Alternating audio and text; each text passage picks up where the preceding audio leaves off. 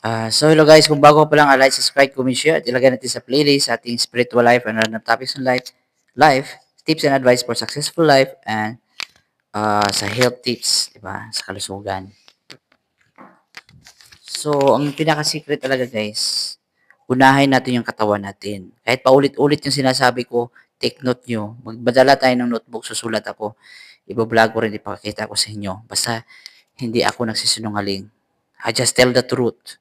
Kasi dati hindi ko alam ang katotohanan. Na ganito lang palang gagawin at gaganda ang buhay mo. Parang magic, di ba?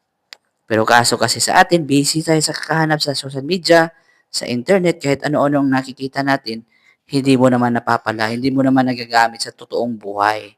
Oo, nagsa-social media ka nga, pero hindi ka talaga totoong masaya. It's all fake. Hindi totoo. Pakunwari lang, di ba? Ayaw kasi ng mga tao ng totoo. Ayaw kasi nila ng, gusto nila ng kasinungalingan. Gusto nilang masaya pero napaka-bababaw lang. Ako, tahimik lang, ganito lang ako, pero napakalalim ang dating ko. Di ba? Ganun, hindi ko alam kasi dati. Yun lang ako, nag-willing ako mag-share sa mga tao, sa buong mundo, sa kapatiran, kahit sino. Willing na magsunod at willing tumupad sa kasunduan ko, sa sinasabi ko. Walang mawawala, 'di ba? Ang mawawala lang yung problema mo at stress. Kasi minsan sobra tayong nagkakape, mali pala yung mga ginagawa natin, hindi tayo mapagsabihan, may problema tayo sa ating pag-iisip. Sa pagkaganon tayo, wala tayong direksyon, wala tayong guide. Pag ang tao ay walang direksyon, maliligaw ka, saan-saan ka napupunta. Ang daming years, lots of years na nawala sa akin, mga 15 years nawala sa akin na paligaw-ligaw ako. Hindi ko alam yung gagawin, wala akong direksyon, puro lang akong takot sa buhay. Kinalaban ko yung sarili ko, yung kalusugan. Inuuna ko talaga si God Yahweh at yung kalusugan. Huwag nating kalimutan na yung kalusugan, ang ating buhay ay yun ang magtutupad sa ating pangarap. Yung katawan natin, our own body. Take care of them. Alagaan natin 'yan.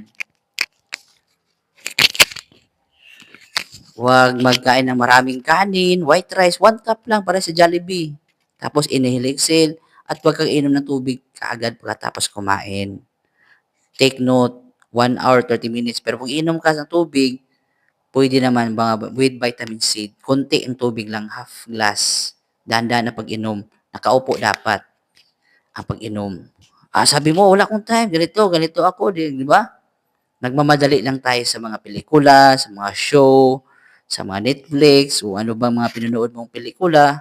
Hindi talaga nakakatulong yan. Yung ate ko, nagbago talaga siya ng lifestyle. Dati, sabi ko, buti na lang naniwala ka. Yung si Gordon, yung nasa Makati, si ate ko, si Ate Des. Hindi siya maniniwala. Lagi siya milk tea, milkshake. Sabi ko, masama yan, tea. French fries, chicken, burger steak lang kinakain namin. Walang Coke, soft drinks, di ba? Kailangan ng mga chia seeds, mga herbal, mga healthy food.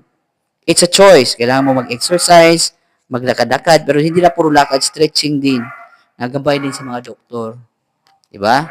Ang importante natin dito is, alam mo yung gagawin mo araw-araw. Pag ito, pinaalam ko sa iyo, pag ito yung, ay, pag,